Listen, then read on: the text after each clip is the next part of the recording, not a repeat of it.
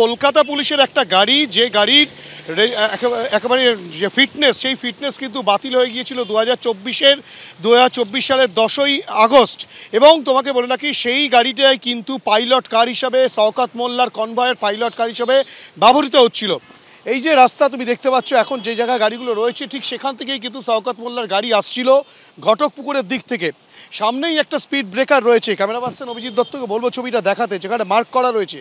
এই স্পিড ব্রেকারটা পেরিয়ে যখন কলকাতামুখী খানিকটা গাড়িটা এগোয়, ঠিক আমরা যেখানে দাঁড়িয়ে রয়েছি বামনঘাটার এখানেই কিন্তু গাড়িটা একেবারে, যেটা শওকত মোল্লার কথা অনুযায়ী এবং পুলিশের প্রথম থেকে যেটা দাবি, যে এক্সেল ভেঙে যায় এবং সেখান থেকে ভেঙে গিয়ে গাড়িটা একেবারে রাস্তার ওই পার থেকে এই পারে চলে আসে।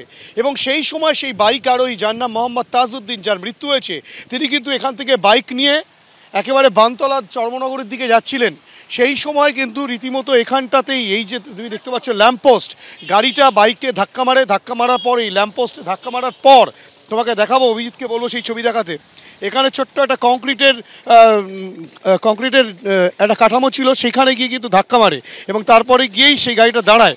এখনও পর্যন্ত ল্যাম্পপোস্টের সামনের যে কংক্রিটের অংশ, সেই জায়গাটাও কিন্তু ভেঙে রয়েছে, সেই চিত্র একেবারে স্পষ্ট।